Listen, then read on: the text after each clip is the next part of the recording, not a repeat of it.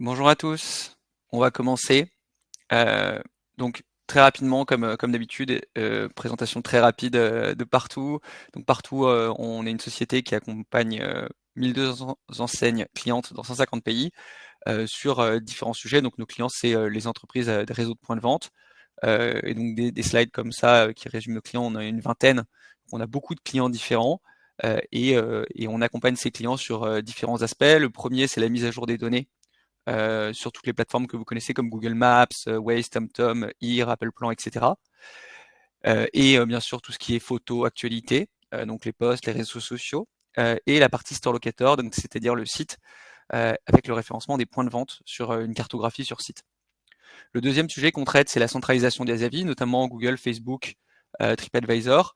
Les modèles de réponse par IA, on va le voir aujourd'hui, l'analyse des avis, le positionnement par rapport aux concurrents, et on a aussi sorti un nouveau produit autour de ce qu'on appelle les feedback management, c'est-à-dire les questionnaires à destination des clients. Donc on crée des questionnaires avec nos clients pour qu'ils les envoient aux internautes pour récupérer des insights. Et tout ça est dans une plateforme à destination des points de vente et du central. Et la dernière partie, et c'est un des sujets qu'on va voir aujourd'hui, c'est les messageries. Donc on a la possibilité aujourd'hui de centraliser dans la plateforme Partout les messages Facebook, Instagram, WhatsApp, les appels manqués et les messages depuis le site web. Et c'est une des applications de l'IA dans la relation client qu'on va voir aujourd'hui. Donc le thème, c'est vraiment 4 applications de l'IA pour la relation client. On va essayer de se cantonner à ces 4-là. Il y en a plein d'autres, mais on va se focaliser sur ces 4 principales. Déjà, il y a un premier point qui est important pour bien comprendre ce que c'est l'IA, c'est de différencier 2 formes d'intelligence artificielle.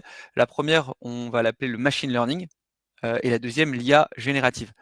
Alors, bien sûr, l'IA générative utilise du machine learning et la frontière n'est pas aussi claire que ça, mais je pense que c'est important de différencier ces deux choses si vous voulez comprendre comment on utilise l'IA en entreprise. Donc sur le machine learning, le rôle, c'est de l'analyse. Et donc là, je vous ai mis une petite photo d'un analyste financier, par exemple. Et là, ça va être l'analyse de texte, l'analyse de sentiments, la prédiction, la reconnaissance d'images, etc. Et ça, c'est à gauche. Et à droite, l'IA générative, c'est une forme d'intelligence artificielle qui est plutôt dans l'optique de créer, de générer des textes, des sons ou des images ou des vidéos à partir de vidéos d'entraînement ou de photos d'entraînement ou de textes d'entraînement. Donc vraiment différencier ces deux aspects va nous permettre de mieux comprendre les cas d'usage pour la relation client. Donc, on va voir 4 applications ensemble. 2 vont traiter du machine learning, c'est-à-dire de l'analyse, et 2 vont traiter de l'IA générative, et donc de la génération de texte en l'occurrence. Les 2 premières vont être un peu plus courtes. Je vais passer surtout du temps sur les 3 et 4, et en particulier la 4, qui va être le gros du sujet, parce que c'est un domaine assez vaste, et il y a plein de choses à apprendre dessus. Et on va commencer d'abord par le machine learning. Donc le machine learning, c'est l'analyse. Donc, dans la relation client, il y a un premier enjeu. Alors, pour réduire la taille de la caméra, vous pouvez le faire sur votre ordinateur normalement, directement, si ça répond à la question. Donc pour le machine learning, l'idée c'est d'analyser les retours clients. Et des retours clients, vous avez potentiellement des avis, vous avez aussi des feedbacks, des avis publics, des feedbacks, des questionnaires. Et vous pouvez aussi avoir des textes d'échange avec vos clients. En fait, ce qu'on observe dans la relation client, et en particulier pour les réseaux de points de vente, c'est qu'il y a énormément de retours clients en ligne. Donc par exemple, si je prends l'exemple de McDonald's, ils vont avoir plein de textes comme j'aime bien ce restaurant, il y a souvent des fleurs fraîches, etc. Plein d'éléments qu'il faut analyser. Et en fait, sur un McDo, pour un seul établissement, il va y avoir 1800 avis, ce qui fait beaucoup. Et donc si on prend les 1000 McDo plus les questionnaires qui sont remplis, en fait, on a une masse énorme de documents à traiter et d'avis à traiter. Et il faut synthétiser tout ça. La première manière de faire, c'est ce qu'on appelle du tagging. Donc le tagging, c'est en fait la capacité d'une intelligence artificielle de taguer les avis, c'est-à-dire de dire est-ce que cet avis, il parle de dessert, d'application mobile, de frites, de livraison, mais ça peut être d'autres choses. Par exemple, dans l'automobile, on essaie souvent de taguer les avant-ventes et les après-ventes. Et tout ça, ça va être l'intelligence artificielle à qui on va donner des guidelines qui va pouvoir taguer. À droite, vous voyez l'application Partout sur laquelle on pouvait taguer manuellement. Aujourd'hui, il y a des milliers de personnes qui taguent des avis dans les interfaces de gestion d'avis, qui vont taguer ces avis sur des thèmes.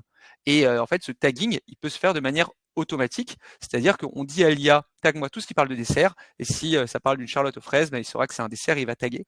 Et ça va permettre de suivre les avis dans le temps. et potentiellement d'extraire certains textes dans des avis plus longs qui vont parler d'un tel ou tel sujet. Et donc ça va faire permettre de gagner beaucoup de temps. Et ce qui est intéressant aussi, donc là c'est ce qu'on est en train de développer chez Partout, c'est que d'une part on va pouvoir suivre des thèmes, mais surtout il pourrait y avoir des suggestions de thèmes. C'est-à-dire que l'IA va être capable de lire tous les avis que vous avez sur votre entreprise, voir toutes les discussions qui existent et de vous suggérer des thèmes. Et donc ça, c'est assez intéressant. Vous allez pouvoir définir et suggérer des thèmes. Et après, ça vous permet de vous analyser et de vous comparer à la concurrence, potentiellement sur ces thèmes ou potentiellement sur vos notes moyennes, etc. Et donc, il y a un vrai enjeu de suivre vos avis clients via du machine learning, donc cette intelligence artificielle qui permet de traiter et d'analyser les avis en ligne. En fait, ce qui est intéressant, plus globalement, c'est que l'IA, elle peut identifier vos forces et vos faiblesses sans que vous définissiez les tags. Donc, qu'est-ce que ça veut dire? Ça veut dire qu'en fait, il y a un terme qui est très important en intelligence artificielle qui s'appelle le clustering. Le clustering, c'est un terme qui peut paraître technique, mais vous pouvez le traduire par regroupement. Regroupement de thèmes. C'est-à-dire qu'on va donner 100 000 avis à l'intelligence artificielle et sans que vous ayez besoin de lui dire je veux suivre le thème dessert ou le thème voiture d'occasion, l'intelligence artificielle elle-même va regrouper les thèmes qu'elle souhaite. Et ça, cette capacité de l'intelligence artificielle en machine learning à regrouper les thèmes, on appelle ça le clustering. Et vous pouvez aussi définir vos thèmes. Ça va être la première étape. Je fais des clusterings sur les thèmes qui sont évoqués dans les avis. Par exemple, ça peut être le click and collect, ça peut être l'aimabilité de la caisse, des caissières. Et ensuite, le deuxième étape, c'est un autre terme technique qui s'appelle le sentiment analysis. Une fois que j'ai défini mes clusters, je vais définir des sentiment analysis, c'est-à-dire est-ce que la manière dont les gens parlent de ce cluster, est-ce qu'elle est positive ou négative? Ce terme de sentiment analysis, il est hyper important. Pourquoi? Parce que vous pouvez avoir un avis 4 étoiles ou 5 étoiles qui dit les produits sont de très grande variété, mais le personnel manque d'aimabilité. Donc là, vous avez un aspect positif et un aspect négatif. Vous allez pouvoir séparer les thèmes et ensuite les analyser en tant que tels via du sentiment analysis. Ensuite, la troisième étape, c'est de regrouper les forces et les faiblesses de vos avis en grands thèmes.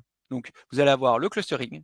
Est-ce que ces clusters sont positifs ou négatifs? Et ensuite, les séparer pour les forces et les faiblesses de votre réseau ou de votre entreprise. Et ces forces et les faiblesses, ils peuvent varier en fonction de différents types de clients ou de différents points de vente ou de différentes régions. Et donc là, on va être capable de séparer ces clusters et ces forces et faiblesses. Et la dernière étape, et c'est là que ça devient intéressant, c'est les recommandations. Ces recommandations, c'est la capacité de l'intelligence artificielle à, sur la base des forces et des faiblesses de votre réseau ou de certains points de vente, de leur dire attention, si les personnels n'est pas aimable, tu peux faire ça, mais tu peux aussi, je sais pas, mettre une personne de plus à l'accueil ou mettre une personne d'astreinte au téléphone. Et donc en fait, toutes ces recommandations, c'est l'intelligence artificielle qui va les faire sur la base des milliers, voire des dizaines ou des centaines ou des millions d'avis que vous avez récoltés, ou même de vos mails de support, ce genre de choses.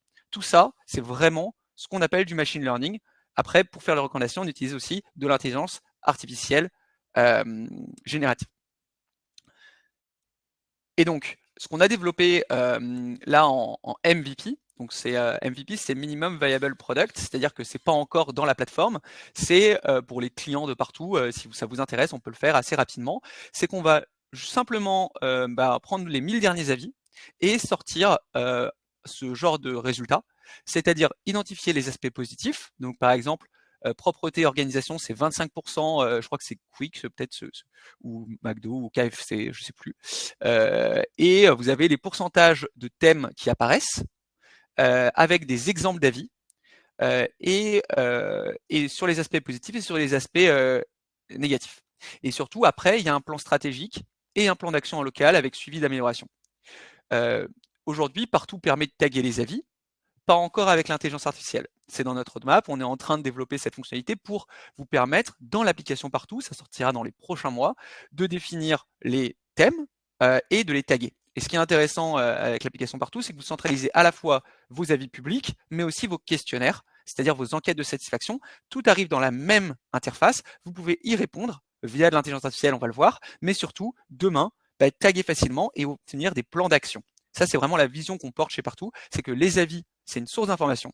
Cette source d'information, elle peut être traitée et analysée avec du machine learning, comme je vous l'ai montré. Et ça, c'est des maquettes les maquettes que je vous ai montrées, c'est des maquettes qu'on espère avoir rapidement sur l'interface partout, mais ce n'est pas tout de suite. Et ensuite, le plan d'action.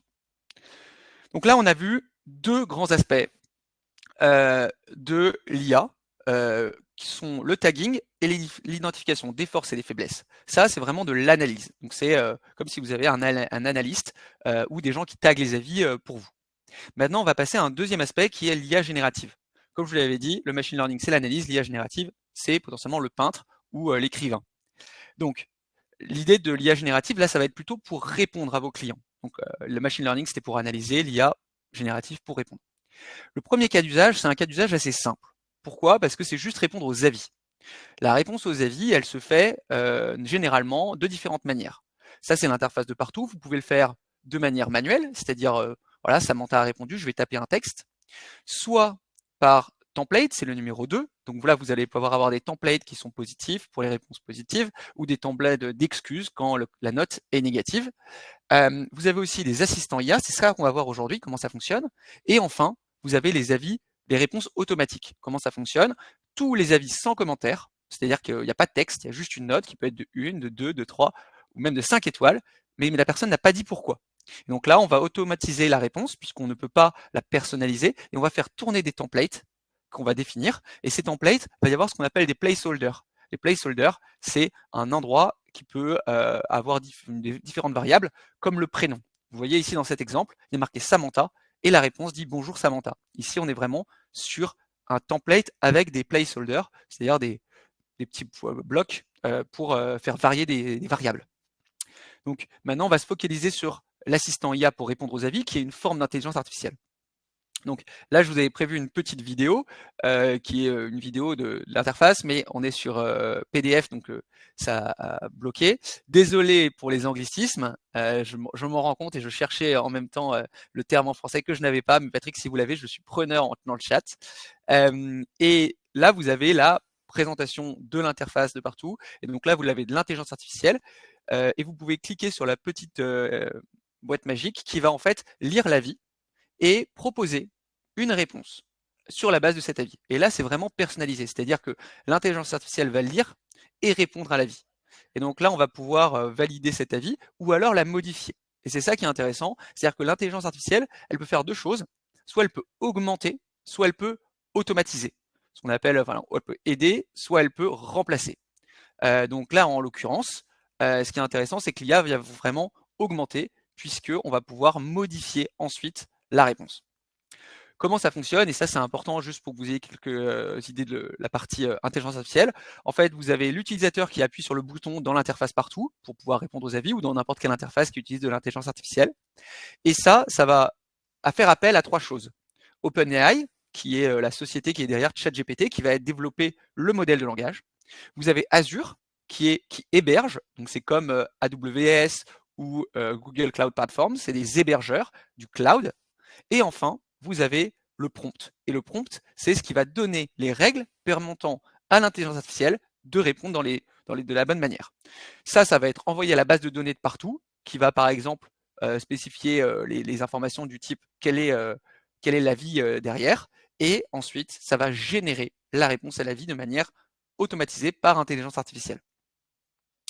Aujourd'hui, alors là, je vous ai mis 300 000 avis répondus avec de l'IA dans partout, mais en vrai, c'est des dizaines de millions assez rapidement. Là, je pense qu'on a 2 millions. Et ça fait que 6 à 9 mois qu'on a lancé. Et il faut imaginer qu'en moyenne, un responsable de point de vente ou en centrale, vous mettez 2 à 3 minutes pour répondre à un avis de la bonne manière, avec du texte, avec des formules de politesse, avec de la personnalisation. Or, avec de l'intelligence artificielle, ça met que 30 secondes. Donc si on multiplie les 2 minutes 30 gagnées par avis, c'est des milliers, voire plusieurs milliers de jours de travail économisés. Et vous avez énormément de clients de partout. Je pense qu'on a plus d'une centaine de clients de partout qui répondent à leurs avis via de l'intelligence artificielle. Ce qui est intéressant aussi, c'est que les gens qui répondent à ces avis sont en fait des responsables de points de vente ou en centrale. Mais quand c'est des responsables de points de vente, ils peuvent le faire depuis l'application mobile partout. L'application mobile, elle est utilisée par des dizaines de milliers de responsables de points de vente. Et en fait, ce qui est intéressant, c'est qu'on va donner l'intelligence artificielle dans la main de n'importe quel utilisateur et même des gens qui ne savent pas forcément ce que c'est ou qui ne s'intéressent pas au sujet, mais qui vont juste découvrir les usages de manière très pragmatique. Et nous, la conviction qu'on a chez Partout, c'est qu'on ne peut pas transformer un réseau de points de vente et digitaliser un réseau de points de vente si on ne digitalise pas et on ne transforme pas aussi le local. Et donc, ça, c'est une application qui est vraiment à disposition des responsables de points de vente qui vont utiliser l'intelligence artificielle pour gérer une partie de leur relation client. Et ce qui est intéressant, c'est que là, vous avez un template qui va reprendre les termes qui sont marqués au-dessus.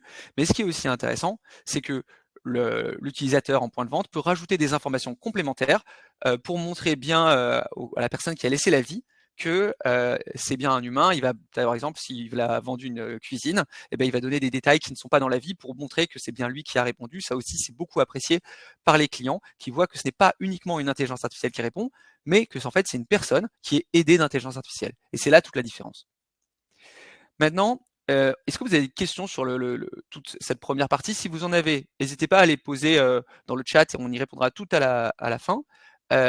Et on va passer au dernier cas d'usage, qui est la réponse au message. Et là, c'est la partie qui est la plus vaste et potentiellement la plus intéressante et la plus innovante. Et donc, on va traiter de ce sujet-là maintenant. Donc déjà, le premier objectif des messageries, c'est de convertir.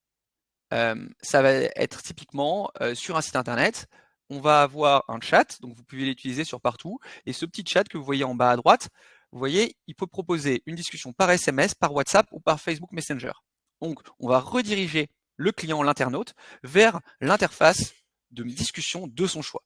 En l'occurrence, là, s'il clique sur WhatsApp, hop, il est envoyé sur sa discussion WhatsApp et peut parler avec l'entreprise, et on va voir derrière, on peut mettre une intelligence artificielle.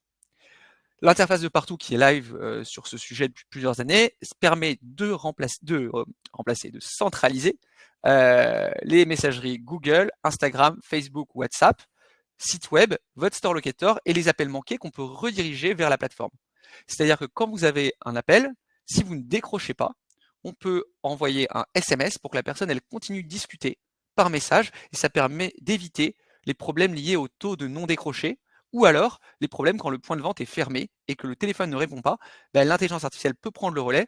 Il y a certains business où en fait une majorité des leads arrivent les jours fériés ou les week-ends pendant lesquels le point de vente est fermé. Et c'est intéressant de pouvoir convertir ces leads en rendez-vous, même quand le point de vente est fermé. Donc ça, on va voir ça sur l'intelligence artificielle.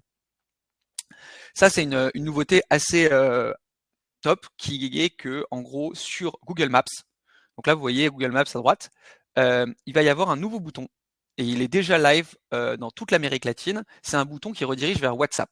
C'est-à-dire que toutes les fiches Google Business Profile de vos points de vente pourront mettre un numéro WhatsApp directement cliquable sur la fiche. Et ça va arriver dans les prochains mois en Europe. Et ce qui est intéressant, c'est que c'est à la fois WhatsApp, mais aussi SMS. Et donc, vous allez avoir potentiellement une augmentation du nombre de discussions messagerie grâce à ce bouton. Et ça va vous permettre d'échanger avec vos clients, soit à la main, soit automatisé, soit par intelligence artificielle, et potentiellement de faire ce qu'on appelle du conversational commerce. Le conversational commerce, c'est la capacité d'une entreprise à vendre des produits par messagerie. Et ça, on va regarder comment ça fonctionne. Et aussi, ça va vous permettre d'augmenter votre nombre de leads et potentiellement d'augmenter votre CRM et potentiellement ensuite de pousser des catalogues produits ou ce genre de choses pour entretenir le lien avec vos clients sur WhatsApp ou par SMS. Et donc nous, on travaille déjà avec Google sur cette exploration.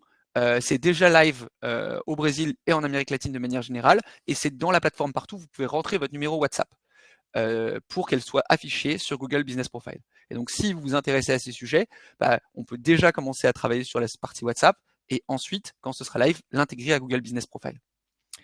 Maintenant, on va parler de l'intelligence artificielle qui est derrière les interfaces de messagerie, qu'elles soient messagerie Facebook, WhatsApp, Instagram, SMS, etc. Donc ça, c'est la plateforme Partout. On a développé une intelligence artificielle qui s'appelle Jim, qui vous permet de répondre en fait aux internautes. Donc déjà, je voudrais parler un peu de ce que c'est les chatbots. Alors, un chatbot, c'est un terme qui date des années 2000, donc il est un peu désuet, il est un peu connoté négativement, mais pourtant il revient à la mode. Pourquoi? Donc un chatbot, c'est un programme informatique qui est en gros conçu pour simuler une conversation humaine et répondre à des questions ou des instructions via une interface de messagerie. Aujourd'hui, vous êtes d'accord qu'avec vos amis, vous êtes de plus en plus dans les messageries, et maintenant au travail, vous utilisez de plus en plus Teams ou Slack et de moins en moins des emails. En fait, on a une bascule. C'est-à-dire qu'aujourd'hui, la majorité des entreprises considèrent que leur CRM est un ensemble de mails et on pense que demain, les CRM des entreprises seront un ensemble d'identifiants Messenger, d'identifiants SMS, numéro WhatsApp, identifiants TikTok, etc. Et qu'en fait, la relation client, elle se jouera, elle se fera sur les plateformes utilisées par les internautes pour discuter avec leurs amis aussi. Et donc ça, c'est hyper important pour les entreprises. Il y a souvent un temps d'adaptation entre les relations entre individus et les relations entre entreprises et individus, mais c'est quelque chose qui est en forte augmentation chez tous nos clients et c'est ce qu'attendent aussi les internautes et les clients. Maintenant, je voudrais faire une distinction. On va parler d'AI chatbot et d'AI agent. Donc AI, c'est Artificial Intelligence. Vous pouvez mettre IA chatbot et IA agent. Donc un chatbot, c'est un outil conversationnel qui répond à des questions sur une base de connaissances. Contrairement à un agent qui en gros est comme un chatbot, mais en plus, il peut effectuer des tâches pour l'utilisateur. Donc l'agent, il peut par exemple prendre une réservation, poser un jour de congé, permettre un achat d'un produit, ce genre de choses. La distinction, c'est vraiment important entre AI chatbot et AI agent parce que c'est pas la même chose. Il y en a un qui peut effectuer des tâches et l'autre non. Maintenant, on va rentrer un peu plus dans le concret. On va parler des chatbots conversationnels, qui est un chatbot classique. On va parler des chatbots enrichis, des chatbots intégrés. Et après, on parlera des agents, qui est un autre thème intéressant de tout ce sujet-là. Les chatbots conversationnels, c'est le focus là des prochaines slides. Je vous ai pris un exemple. Donc à gauche, vous voyez une discussion que peut avoir une entreprise avec un de ses clients. Le client écrit bonjour et l'entreprise va dire bonjour, comment puis-je vous aider? Ça, c'est un chatbot conversationnel, il est juste entraîné sur ChatGPT, sur un modèle classique. Ensuite, il lui posait la question à quelle heure fermez-vous ce soir? Là, il va répondre nous fermons à 19h ce soir. Il faut forcément que le chatbot soit enrichi de données. Et ça, c'est un premier objectif, c'est qu'on faut rentrer dans la base de données qu'utilisait le chatbot, les informations classiques de type les horaires, les produits, les services. Et ensuite, ils vont me poser une question, je voudrais savoir comment me connecter à l'application Partout. Donc là, c'est sur le chatbot de Partout. Là, c'est un chatbot intégré à d'autres données externes. Et ces données externes, ça peut être de connecter le chatbot qui peut aller chercher sur Internet, il peut aller chercher sur votre site Internet, il peut aussi aller chercher dans votre base de données, dans plein d'autres documents et plein d'autres bases de données qui sont votre propriété. Et donc, vous voyez, le chatbot intégré, ça va être le futur, puisque c'est en fait la capacité d'un chatbot à répondre à toutes les questions sur énormément de sujets différents. Donc Partout a déjà un chatbot enrichi qui est en fait connecté à sa base de connaissances interne. Vous voyez ici, on va mettre des questions du type que fait votre entreprise, quand êtes-vous ouvert, etc. Et aussi aux descriptions, aux horaires, à toutes ces informations. C'est ce qu'on appelle une FAQ, en anglais, Frequently Asked Question, et c'est ces FAQ qui va servir de base de connaissances au chatbot. À chaque fois que vous allez poser une question à ce chatbot, il va aller chercher dans la FAQ. S'il trouve la réponse, il va pouvoir répondre. S'il ne trouve pas la réponse, il va passer la main à un agent humain. Là, je vous prends quelques exemples. Donc, vous voyez, ça, c'est la plateforme Partout. Hein, et vous voyez, Jim répond à des questions à la fois sur WhatsApp, sur Messenger. Et ici, est-il possible d'envoyer un produit d'un cache converteur à un autre? Malheureusement, nous n'effectuons pas de transfert d'articles entre magasins. Toutefois, vous pouvez réserver l'article en ligne pour 24 heures et vous rendre en place pour l'acheter. Ce genre de chatbot, en fait, on a juste, dans Partout, renseigné énormément de questions. Et à chaque fois qu'il y a un internaute qui envoie des messages, et vous voyez, c'est régulier, 13 minutes, 16 minutes, 48 minutes. On a des dizaines et voire des centaines de messages par jour qui proviennent du site internet, de WhatsApp ou de Facebook, et les questions sont très variées. Maintenant, c'est vrai que ces questions-là, si on n'a qu'une FAQ, ça peut être limité. Et donc, il y a plein de cas où on ne peut pas stocker toutes les informations qu'on veut dans une FAQ. Et donc là, on va essayer de chercher par exemple les stocks ou les produits de l'entreprise, et c'est un peu plus compliqué. Et donc là, je vais vous prendre un exemple assez concret. Donc, imaginons pour le nouvel an là, qui arrive, vous souhaitez faire des Moscow Mule, et vous avez donc besoin de ginger beer. Les ginger beer, il n'y en a pas dans tous les supermarchés, surtout à la veille du nouvel an, parce qu'il y a souvent des ruptures de stock. Et donc, moi, ça m'est arrivé l'année dernière, et donc j'ai dû aller dans plusieurs magasins. Et donc, je suis allé dans un premier qui n'en avait pas, un deuxième qui n'en avait pas. Donc, j'ai commencé à prendre mon téléphone et à appeler ces magasins pour savoir s'ils avaient ce produit en stock. Et ça peut arriver pour plein d'autres cas. Donc, quand on appelle, la personne qui décroche, donc elle va aller vérifier s'ils ont le produit en stock, et s'ils l'ont, elle va répondre et elle dit oui, nous l'avons. Et en fait, là, ce genre d'interaction, il pourrait se faire automatique. Elle pourrait se faire automatiquement. En fait, très simplement, j'ai une personne qui pose une question à un agent, qui va chercher une information dans une base de données, qui va retourner la réponse, et l'agent va répondre à l'internaute.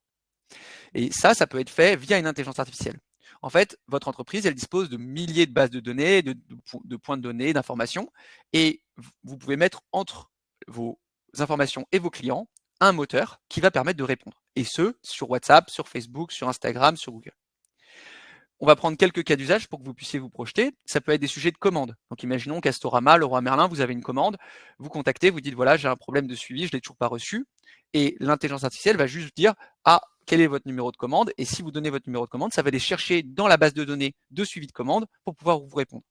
Ça peut être aussi des stocks, on l'a vu, mais ça peut être aussi des informations produits. Je ne sais pas si certains d'entre vous ont des PIM, des Product Information Management, c'est des endroits où vous avez tous les allergènes, toutes les informations sur vos produits, ce genre de choses. Et imaginons, moi, un enfant, je vais dire, est-ce que vous avez des céréales de Nutri-Score A? Eh bien, l'intelligence artificielle va pouvoir me répondre avec tous les produits qui sont en stock, qui sont avec un Nutri-Score A, qui sont des céréales.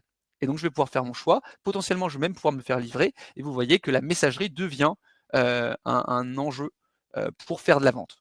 Et après, vous pouvez aussi connecter à votre data client pour reconnaître un utilisateur, savoir son âge, sa taille de pointure de chaussures, ce genre de choses. Et donc, l'assistant va se nourrir de toutes ces bases de données. Et c'est pour ça qu'on parle d'un assistant intégré. Maintenant, je vais passer très très rapidement sur un concept qui est assez important tout de même quand on fait l'intelligence artificielle, c'est ce qu'on appelle le RAG. Le RAG, c'est le Retrieval Augmented Generation. Et en fait, c'est la technologie qui permet d'aller chercher dans une base de données, dans des bases de données qu'on appelle des content stores, les informations nécessaires pour répondre à un utilisateur. Donc à gauche, vous avez l'utilisateur, il pose sa question sur le stock, partout où une autre intelligence artificielle va aller chercher dans le stock et envoyer sa réponse à partout qui va écrire un texte via de l'IA générative pour répondre à l'utilisateur. Et donc ça, c'est des choses qu'on est en train de tester avec des gens. Imaginez si vous êtes une agence immobilière, vous avez potentiellement des centaines de biens dans un arrondissement de Paris ou à Strasbourg, et quelqu'un va vous contacter, vous dire voilà, je voudrais un bien au premier étage avec assez lumineux, etc. En fait, il faut imaginer une discussion, et là, votre intelligence artificielle va aller chercher dans ce qu'on appelle un content store, qui peut être votre base de biens à disposition, et répondre avec les bons biens. Ça marche aussi avec les voitures, ça marche avec les voyages, ça marche avec plein de types de business. Et là, on est vraiment dans une logique où l'intelligence artificielle peut répondre aux questions de l'utilisateur sur la forme de conversation en s'appuyant sur des données propriétaires de l'entreprise. Là, j'avais un exemple concret de Nike, mais comme c'est un PDF, vous ne pouvez pas le voir. En fait, l'idée là, c'est qu'on va avoir une discussion, et ce qui est assez bluffant, c'est que pour Nike, l'exemple qu'on a montré, ils peuvent s'appuyer sur les avis. C'est-à-dire que les avis de vos produits, par exemple, si vous cherchez une chaussure pour des personnes qui ont des pieds plats, eh ben, l'intelligence artificielle peut aller chercher tous vos avis sur vos différents produits pour répondre aux questions de l'internaute. Donc si je dis je voudrais des chaussures qui font pas mal aux pieds et qui servent pour les pieds plats, ben, s'il y a des commentaires qui mentionnent ça, ben, ça va permettre à l'intelligence artificielle de mieux répondre aux clients. Se dire que demain, les intelligences artificielles conversationnelles vont s'appuyer sur les avis de vos produits, c'est vraiment quelque chose qui est déjà le cas, par exemple sur Amazon. Amazon a développé un outil qui s'appelle Rufus, et Rufus est une intelligence artificielle qui s'appuie sur les avis des produits pour tout bonnement répondre aux questions des utilisateurs quand ils ont des choix à faire. Par exemple, si vous choisissez un matelas, vous voulez un matelas dur ou doux ou agréable, machin. Et en fait, tout ça, ça va aussi s'appuyer pas que sur la donnée produit, mais aussi sur les avis sur les produits. Bien sûr, quand on pense à une intelligence artificielle conversationnelle dans la relation client, il y a un point qui est hyper important, encore un anglicisme, désolé Patrick, c'est le hand-over, qu'on pourrait appeler le passer la main ou ce genre de choses, quand l'intelligence artificielle ne peut pas répondre parce qu'elle n'a pas l'information, ou alors qu'on a dit qu'elle ne pouvait pas répondre dans ce genre de cas, qu'on l'a paramétré, on va appeler ça un handover, et l'intelligence artificielle va dire « Désolé, je ne peux pas répondre, je vous passe la main à quelqu'un d'humain qui va pouvoir vous répondre ». À droite, vous voyez l'interface de handover qui est dans partout pour pouvoir passer la main. Donc voilà comment ça va apparaître, et vous pouvez définir le message de transfert. Donc malheureusement, je ne peux pas répondre à cette demande, je vous transfère donc vers un agent humain, et dans ce cas-là, tout bonnement, ça va être assigné à un utilisateur dans l'interface partout pour qu'il réponde. Le problème, c'est que cet utilisateur, il ne va pas répondre tout de suite, donc il faut juste prévenir votre client que sur ce genre de demande, il va y avoir un peu plus de temps à attendre. Maintenant, on va passer l'étape suivante, qui est les agents IA. Alors là, c'est un peu plus technique. À la différence d'un chatbot, un agent IA peut discuter avec vous. Donc là, je vais demander, pourriez-vous me livrer ce burger que j'ai commandé? Mais il peut aussi discuter avec les machines. Un agent IA va répondre à la question pourriez-vous me livrer ce burger que j'ai commandé? Bien sûr, nous venons de valider la livraison, à très vite. Donc là, on est vraiment sur juste une interface discussion. Mais en fait, ce que fait l'agent IA, c'est qu'il va aussi discuter avec vos systèmes. Donc c'est là où ça devient un peu plus compliqué. Il va répondre à l'humain, mais il va aussi envoyer un message à votre outil de commande qui va dire order, item, burger, user ID 9876 et adresse 124 My Street. Là, on est vraiment sur une logique où l'agent, il n'interagit pas qu'avec des humains, il interagit avec votre système de commande ou avec votre système de réservation ou avec votre site e-commerce pour envoyer des ordres à vos autres systèmes. Et c'est ça la différence entre un chatbot et un agent. L'agent, c'est un outil intégré dans tous vos systèmes d'information qui est capable de prendre des actions. Chez Partout, on a déjà développé des agents. Je vais prendre un exemple parce que nous, on est intégré avec Salesforce.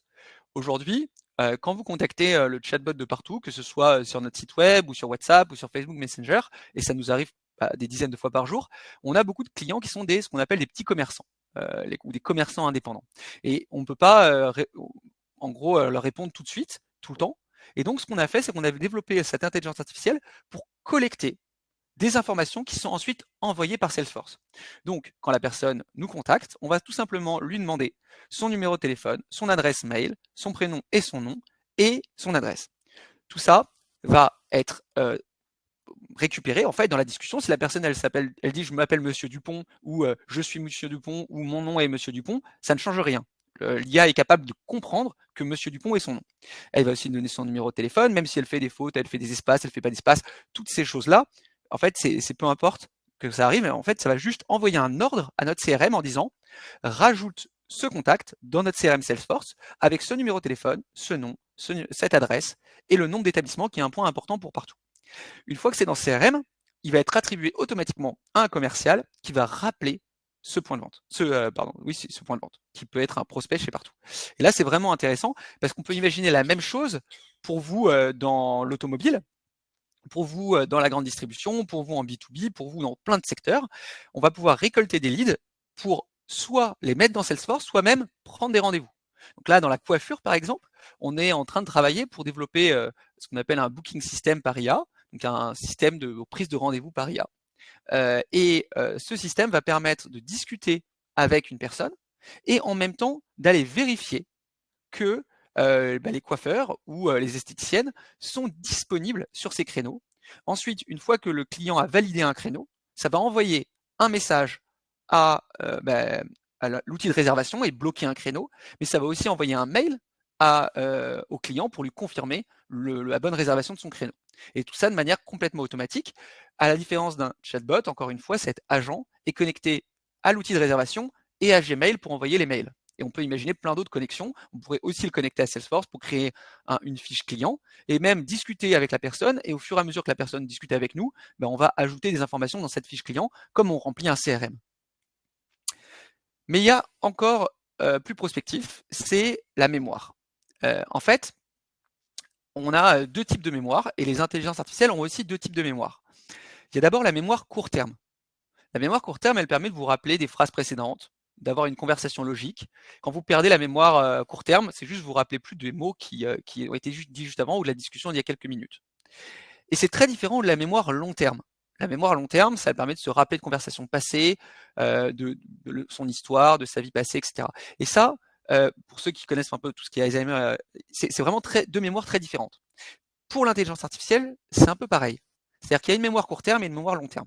La mémoire court terme, elle permet donc de discuter avec l'intelligence artificielle et si la personne, elle discute avec vous, avec l'IA, elle va stocker des informations et répondre de manière intelligente.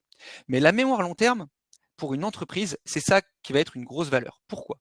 Parce qu'en fait, imaginez que tous les jours, il y ait des gens qui vous contactent et qui discutent avec votre intelligence artificielle et qu'elle se rappelle de toutes les fois où on lui a posé des questions Et potentiellement, qu'est-ce qui permet de mieux convertir pour pousser la personne à acheter votre solution ou à prendre un rendez-vous. Donc la mémoire long terme, ça va vraiment permettre d'améliorer de manière continue votre intelligence artificielle en lui fixant des objectifs. Par exemple, objectif, je veux maximiser le nombre de rendez-vous, ou je veux maximiser euh, la marge, ou je veux maximiser le chiffre d'affaires. Et donc là, l'intelligence artificielle, elle va avoir un objectif et elle va optimiser sa discussion avec chacune des nouvelles personnes et elle va apprendre au fur et à mesure. Je vais prendre un exemple, l'exemple de Carglass, qui est un exemple, donc c'est pas un client sur cette partie-là, mais c'est un exemple qui me vient en tête quand je pense à un des objectifs de Carglass, c'est la prise de rendez-vous pour réparer votre pare-brise. Et là, votre enjeu à vous, c'est de faire réparer votre pare-brise, et donc vous allez être sensible à différents types d'arguments. Et on peut imaginer 2 arguments comme ça qui nous viennent en tête. Le premier, c'est la sécurité. Donc dire, si vous réparez pas votre pare-brise qui a une petite fissure, s'il craque, c'est dangereux pour vous. Et il y a un autre argument qui va être le prix. Si c'est un impact trop petit, il peut être facilement réparé, mais si ça s'étend, en fait, ça va se casser vite. Ces 2 arguments, ils vont être différents et ils vont potentiellement être, différentes personnes vont être sensibles à cet argument. Imaginons, je dis bonjour, je m'appelle Thibaut. Et je vais parler d'une certaine manière, peut-être que l'IA va comprendre de tous les échanges que l'IA a eu par le passé avec des clients qui l'ont contacté, que les gens qui s'appellent Thibaut et qui disent bonjour ont plus de chances d'être sensibles à l'argument sécuritaire. Alors que si je dis hello et que je m'appelle Lucie, je vais peut-être plus être sensible à l'argument prix. Et en fait, l'intelligence artificielle va progresser au fur et à mesure que le nombre de messages va augmenter, jusqu'à devenir de mieux en mieux pour atteindre les objectifs de l'entreprise, à savoir prendre des rendez-vous ici, mais on peut en imaginer plein d'autres. Donc, c'est ce qu'on appelle les agents apprenants. Un agent apprenant a une mémoire long terme et va optimiser ses interactions avec les internautes sur la base d'objectifs et sur la base de milliers de messages qu'elle a eu. Et en fait, ce qui est assez fou, c'est que les agents apprenants, c'est comme des commerciaux qui ont accès à toutes vos informations produits. Ils connaissent tous les avis clients. Ils ont écouté tous les calls et lu tous vos échanges mails. Et en temps réel, ils optimisent ces échanges pour maximiser votre taux de conversion et vos ventes. Et ce qui est assez fou, c'est que tout ce qu'on est en train de construire avec Jim, c'est-à-dire 2 messages conversationnels, en fait, potentiellement, ça pourra se faire par la voix. Je ne sais pas s'il y en a qui ont déjà testé ou vu la vidéo sur ChatGPT 4.0. Il y a d'énormes avancées qui sont en train d'être faites sur le vocal. C'est-à-dire qu'aujourd'hui, Jim, on a un MVP, c'est-à-dire un Minimum Viable Product, c'est-à-dire un test qui a un numéro de téléphone. Et quand j'appelle ce numéro de téléphone, je vais discuter avec une intelligence artificielle. Et de la même manière que je pourrais discuter sur WhatsApp avec Jim, sauf que là, je vais discuter avec une intelligence artificielle vocale qui va pouvoir me répondre, me poser des questions, discuter avec moi et potentiellement prendre un rendez-vous ou acheter un produit. Et donc, c'est ce qu'on imagine demain chez Partout, c'est-à-dire que quand vous appelez sur un standard, si la personne ne décroche pas, en fait, vous rentrez en communication avec une intelligence artificielle qui pourra répondre à toutes vos questions. Des questions qui peuvent porter sur les produits, mais qui peuvent porter aussi sur le point de vente. Imaginez sur votre point de vente, vous rentrez les informations du type le parking est à côté de l'église, et si quelqu'un vous appelle et vous dit je ne sais pas où me garer, l'intelligence artificielle lui dira on a un parking à côté de l'église. Et toutes ces genres d'interactions, elles vont pouvoir être automatisées pour que les personnes qui sont en point de vente, en fait, fassent plutôt de la gestion client de visu et gèrent la relation client humaine avant tout, et que les interactions plus avant vente, avant visite, soit des interactions qui sont en partie automatisées, puisqu'on ne va pas tout automatiser comme on l'a dit, même si les responsables en point de vente devront quand même rentrer l'information sur, par exemple, si quelqu'un a oublié une écharpe bleue, peut-être qu'il sortira son portable, il mettra on a une écharpe bleue, et quelqu'un qui appelle, qui dit j'ai oublié mon écharpe, l'intelligence artificielle pourra lui répondre. On a ce genre de vision. Maintenant, il y a d'autres ouvertures encore plus prospectives, c'est les agents autonomes. Les agents autonomes, c'est un domaine de recherche en très forte croissance. C'est des agents qui sont capables de structurer un plan d'action, qui sont capables de réaliser des actions plus complexes en faisant appel à des dizaines d'outils. Donc on parlait de connecter un agent à Gmail, un agent à potentiellement un outil de réservation, à Salesforce. Là, on peut imaginer un agent à qui on donne des objectifs plus larges et qui peut utiliser plein d'outils. Et on peut même imaginer plusieurs agents qui travaillent ensemble. Et ça, c'est plus prospectif à long terme. Et merci à tous. N'hésitez pas si vous voulez avoir une démo de Jim avec un cas concret sur votre entreprise. On peut vous faire une petite démo en vous montrant exactement comment ça fonctionne, en l'adaptant pour votre entreprise. Je pense qu'on est au début de l'histoire, on a une centaine de clients qui l'utilisent, centaines d'entreprises clientes qui l'utilisent, je parle de grands groupes, et on est hyper ouvert à le montrer à un maximum d'entreprises pour qu'elles nous fassent des retours et qu'on puisse co-construire cet outil avec vous. Donc merci mille fois et à très vite pour les prochains webinaires de partout. Je vous souhaite une excellente journée.